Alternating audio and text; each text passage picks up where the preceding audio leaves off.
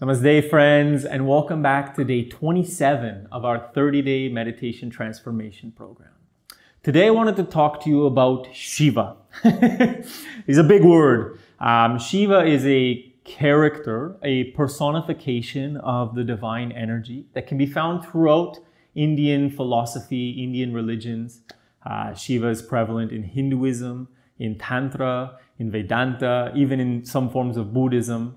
Essentially, Shiva is consciousness, depending on which system you're following.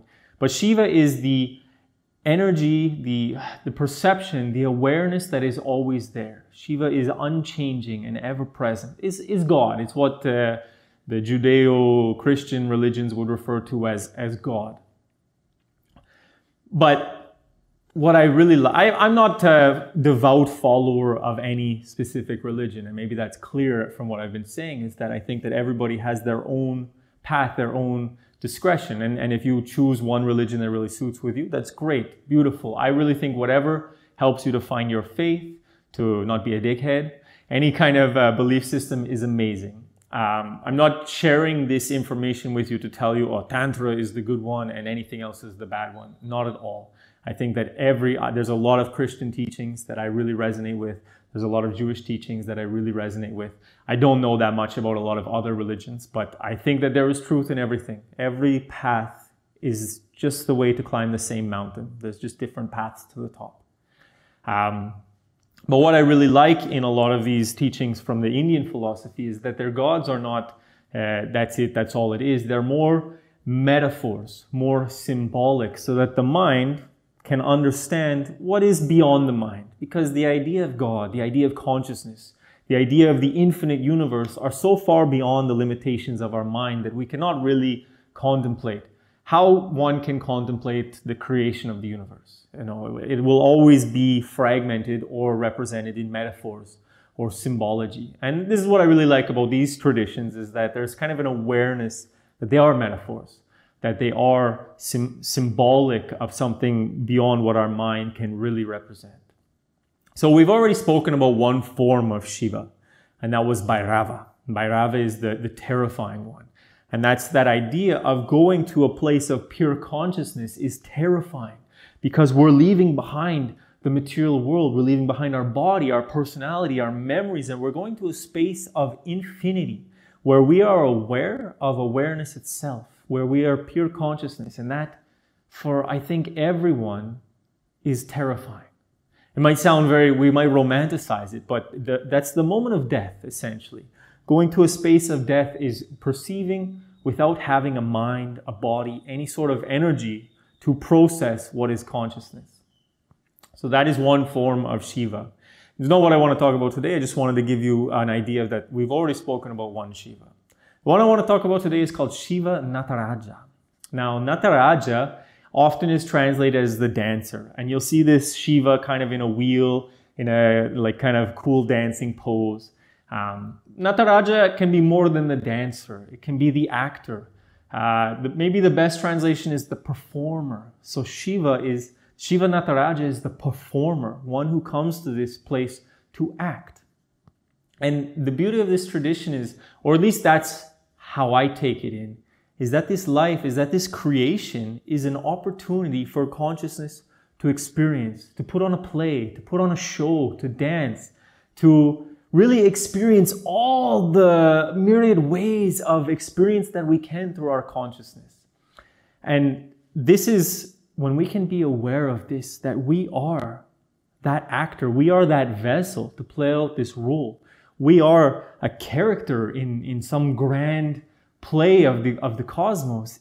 It can be very liberating experience, because when we can appreciate that, when we can experience that we are an actor of our own movie, we can both be fully engaged in it. We can play our role to the best of our possible ability without anything holding us back. When we want to laugh, we can laugh. When we want to cry, we can cry. Every moment we can be completely submerged in, and at the same time, we can remain detached from. So this is something that is really different in Tantra from a lot of other religions or spiritual traditions, is that they're saying, many traditions are saying you should always be detached. And Tantra would say that as well. You should be detached, but not removed. We don't need to go to the ashram, to the monastery, to live in the cave and only do nothing but meditate our whole life. In fact, we can be fully in this life, fully engaged in it. Whether that's working at a career, having a family, traveling the world, whatever it is, we can be fully in it and simultaneously to develop the awareness that we are something more, so that when we're fully in those passionate moments, whether it's comfortable or uncomfortable, whether we're laughing or crying, whether we're screaming or rolling around in ecstasy, we can be fully there and at the same time have this awareness that we are the actor of our own movie, that the good times and the bads are just roles. So this is another awareness I would encourage you, if it resonates with you in this moment, maybe later, to develop. Okay, I am but an actor on the big screen of the cosmic series. And see what that means for you. How does that feel inside? That you can be passionate and fully engaged. And at the same time, witnessing, being the observer. Just like we can observe the breath, we can be fully present with every sensation, with every tingling vibration. And we can be aware that we are not the breath, we are witnessing the breath. In the same way, we can be fully engaged in whatever activity it is. Whether it's working or fighting or making love, whatever it is, we can be fully there and at the same time recognize that we are beyond that, that moment is transient and there is something within us that is ever present and unchanging. I leave you with that for today. Contemplate on it. The dancer, Shiva Nataraja. Now let's get ready for our meditation.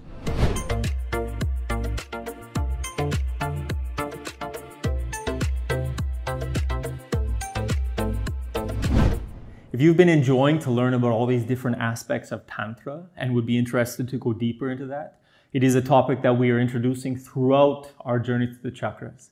In level 1, level 2, all the way to the 4th level, we will be introducing more and more deeper concepts of Tantra. So if you'd like to learn more or check that out, I'll leave a link in the description to our journey to the chakras. You can check it out for yourself. And today, if you're following along with me, we will be performing Siddhasana. So actually, I'm going to grab this green cushion of mine so that I can elevate my hips. We will start with the legs extended. If you're not doing Siddhasana, take your props, take your cushions, take your item to make this a ritual, a ceremony. If you are following along with me, we will start by bending in the left leg, placing the heel at the perineum or opening of the yoni. Then bending in the right leg, placing it at the area of Svadhisthana, just above the genitals. Tucking the upper toe down in the crease of the left leg, then pulling the left toe up. Oh, now I'm quite far back.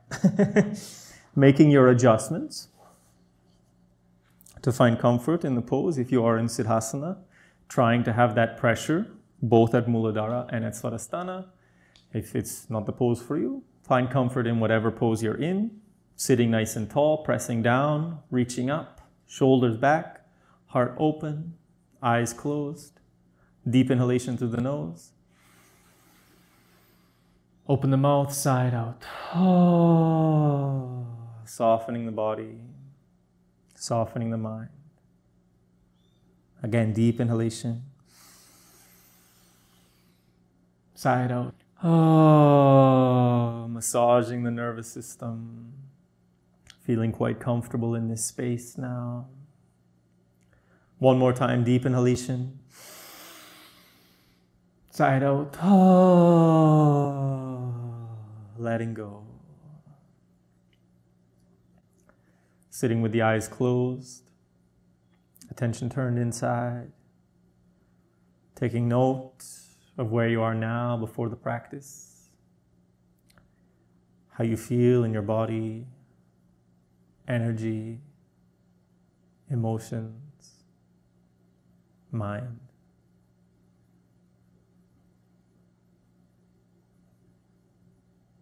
Now decide which meditation technique you will use for the day. The path of the breath, the upper triangle, flow of prana, space between the breath, the mantra. Choose one to stick with for the entire meditation. interact with your object, whether that's lighting the candle or incense, offering something to an image or an object.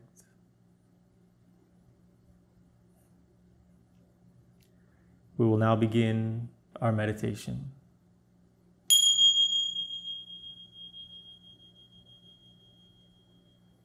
Sitting with the eyes closed, attention turned inside, bringing all of the awareness to the flow of respiration, in and out through the nose.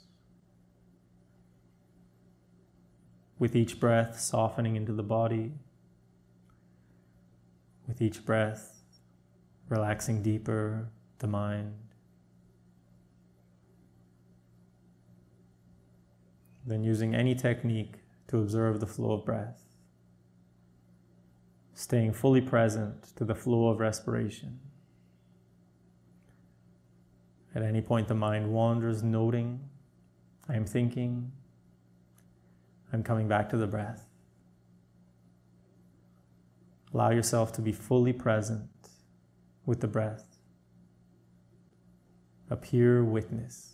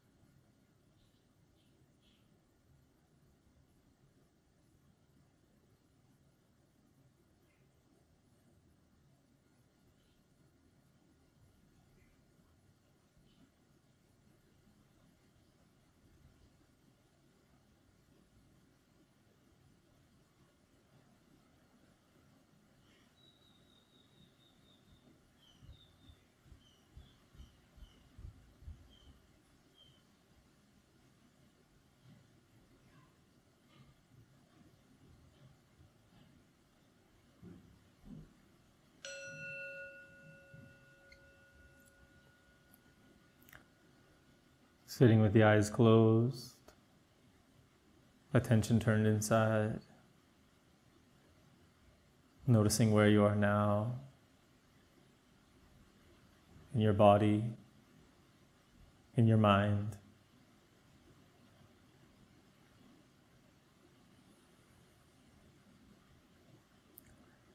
Concluding the practice with some thoughts of gratitude towards yourself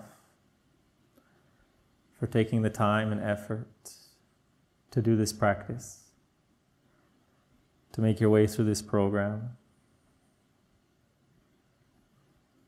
It truly is a beautiful act of self-love to take this time to sit with yourself. Thank you. Thank you.